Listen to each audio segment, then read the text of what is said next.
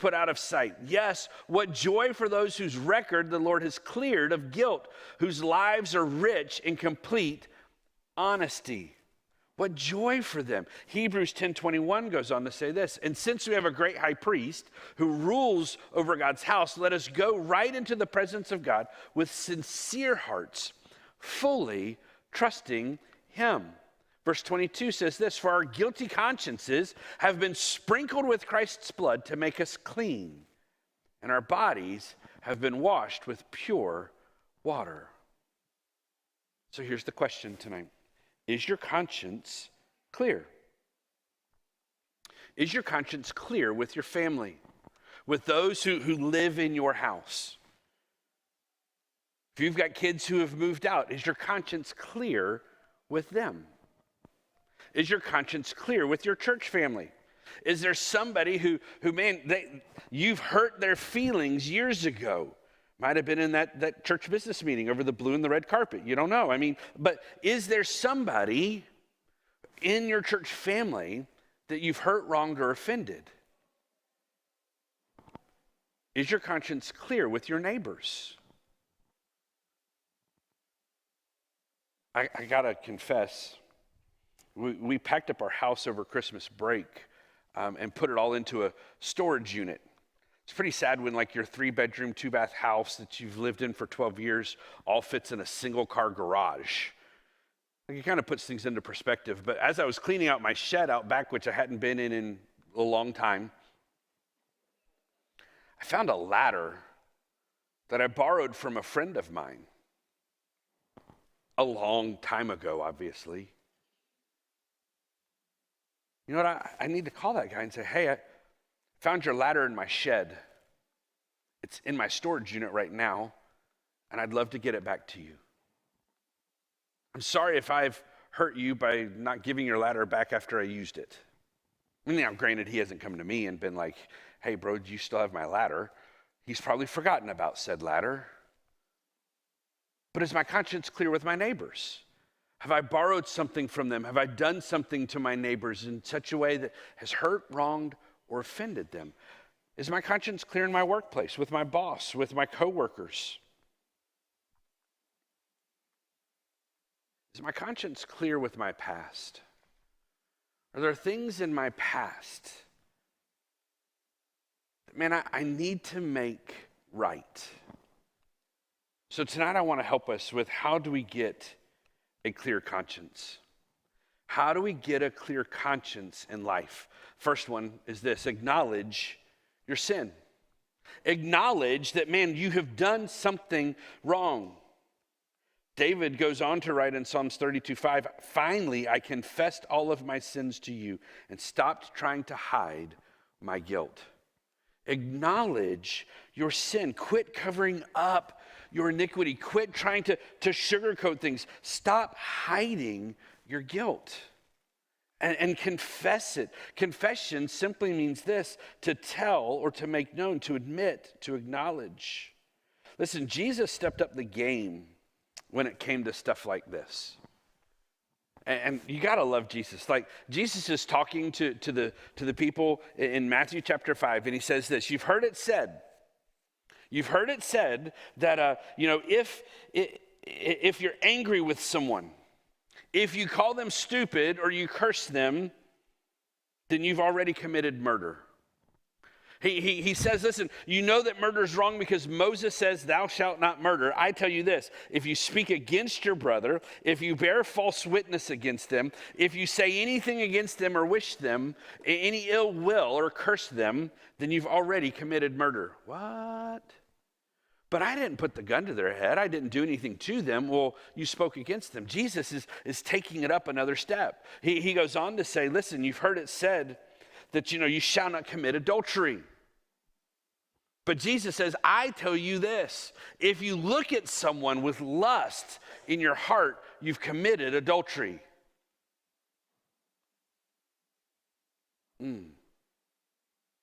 Jesus was getting to the heart of the matter. His teachings were saying it's not about your actions, it's about the motivations of your heart. He's basically saying this: stop justifying your actions and your non-actions, because it all begins with the motivations of your heart. It all begins inside here. Jesus isn't about behavior modification. Religion is about behavior modification. Jesus is about heart transformation. Because if he can transform our heart, he'll transform the way in which we behave and the words that we say and the things that we do. Not only do we need to acknowledge our sin, but then we need to seek this big word, reconciliation.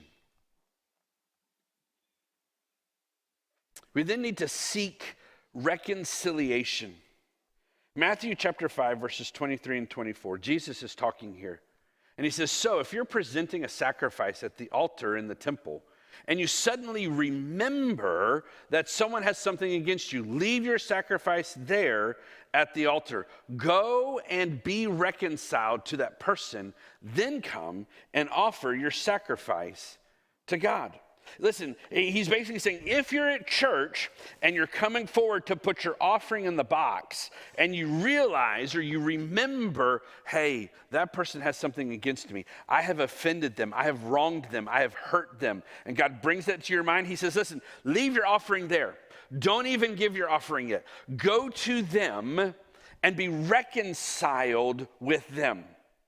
Now, we see this word reconciliation or to be reconciled, and I don't know about you, but sometimes I go, well, what does that mean?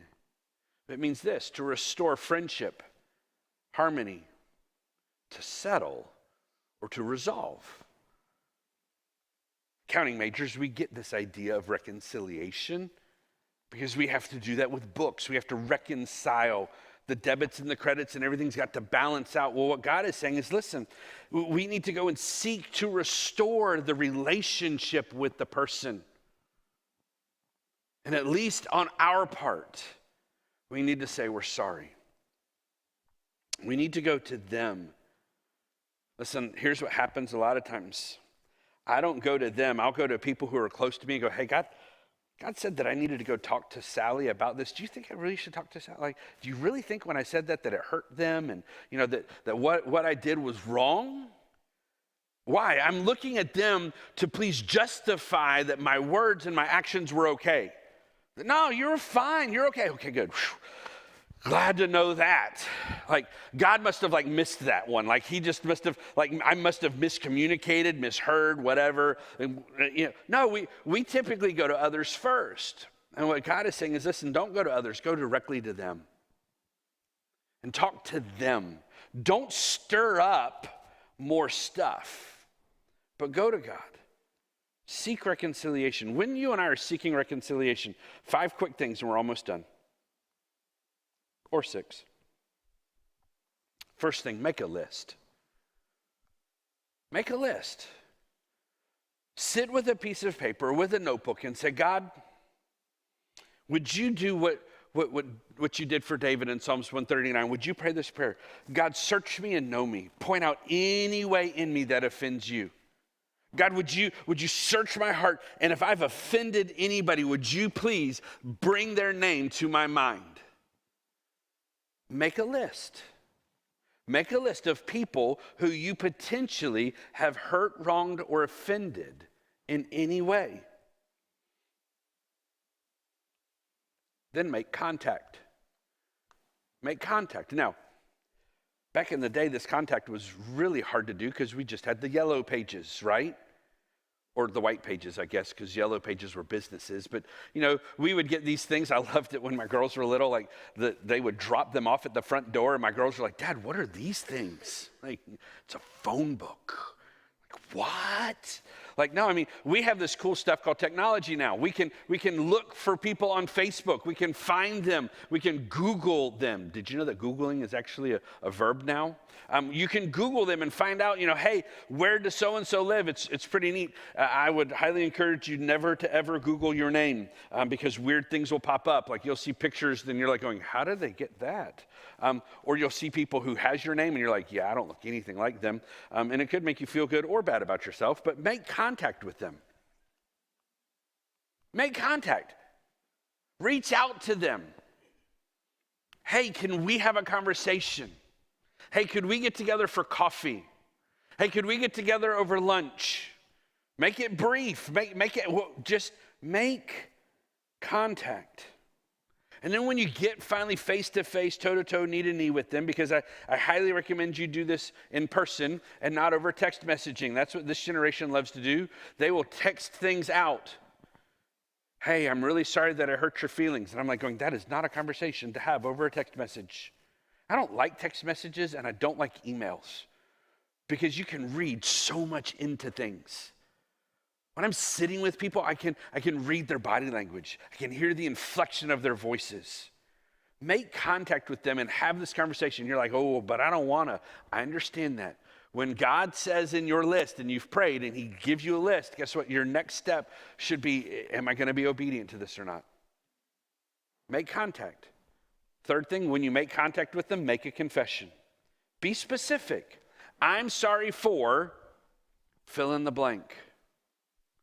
I'm sorry that, my favorite thing is, I'm sorry you got your feelings hurt. Is that really an apology? No, I'm sorry that I hurt your feelings.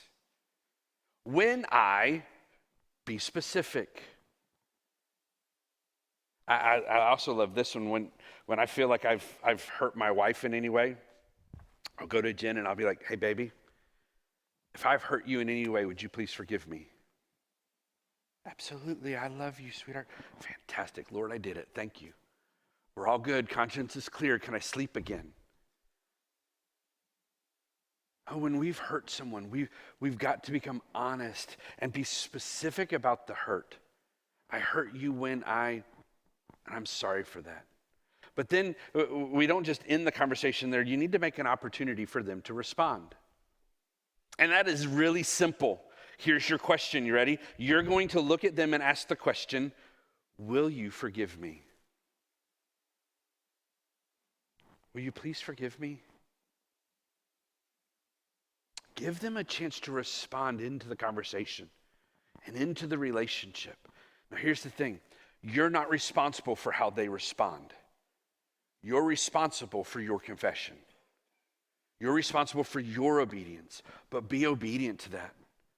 And then give them the opportunity. Say the next thing. We do this with our team members all the time, and I'm learning the power of this. It's more than just saying, hey, I'm sorry. And then all of a sudden people usually come back with, oh, I forgive you. No, I didn't ask you to forgive me. I just told you I was sorry. I'm going to probably do it again. But when I say, would you please forgive me? That's putting into this place, into this relationship, the fact that I don't want to do this again, but would you please forgive me? And then you give them an opportunity, and then make restitution. If necessary, pay it back. If you took something from someone, pay it back. If you cheated somebody out of something, pay it back. Do what God has asked you to do because he's going to put it on your heart, but make the restitution where necessary. And lastly, make a friend. Because listen, it's always about the relationship. The ministry of reconciliation is the idea of restoring the relationships. Maybe not best friends forever again, but at least friends, or at least friendly. At least I'm not going to avoid you when I see you. But at least I can then hold my head up and be like, hey, I've asked him to forgive me. We've at least got that out of the way. Make a friend. Listen, some of you right now have got all kinds of excuses rolling through your head. Well, it happened a long time ago, Ryan. Like a long time ago, like, Ryan, I'm well into my retirement years, and I did that thing back in kindergarten. I don't know that I could ever find them again. It happened years ago, whatever. They've moved away. Like, they're no longer in the area. Again, social media is really good at helping track people down. We Facebook stalk people all the time. I don't know if you guys do that or not, but I do that sometimes. Just you see somebody tag you and something, you're like, hey, who's that? Next thing you know, you're like scrolling through all of their stuff and you learn all about them. It's great, okay? But you're like, hey, you might be saying they've moved away, or you might say something like this: it's such a small thing. It's just a little thing. I don't need to be obedient to God in that regard. Well, things have gotten better. They used to be really bad, but we're at least better. It'll cost me money. It'll cost me a position. It'll cost me something. Right now, God is telling you, hey, you need to go to this person and ask them to forgive you. Tell them you're sorry, ask them to forgive you. And you're like, I'll do it later. Later never comes. My favorite is this one. Well, they aren't a Christian. Maybe they're not a Christian because of what you've done to hurt them. Maybe they'll become a Christian because you've gone to them and said, hey, I'm sorry, would you please forgive me? Or, well, they were more wrong than I was. Doesn't matter. Doesn't matter who was wrong. Doesn't matter who was right. What matters is the person who was obedient to take the step to say, would you please forgive me? Well, it happened before I was saved. Well, good. Go get it done now that you are saved. Here's our life in action question tonight. Who have you wronged, offended, or hurt that you need to go to and ask to forgive you? Who has God brought to your mind that you need to say, hey, would you please forgive me? Now, I am not foolish to think that everyone in this room are great friends. Not foolish to think that there's not two people in here who have you guys have hurt each other, and there's a reason why y'all sit over here and they sit over there. There's a reason why they go to first service, you go to second service. You walk into the bathroom and you see them and you're like, all of a sudden, I'm okay, I don't have to go. You see them come into the grocery store and you're like, yeah, we're going to just head down the other aisle, and you kind of put your head down. I'm not naive to think that. So here's what I want us to do tonight. Tonight's invitation is going to be very different. It's going to be what we call a body life moment. Maybe you need to go to somebody tonight who's here, and you need to ask them and say, hey, I need to tell you I'm sorry. I'm sorry for whatever. Would you please forgive me?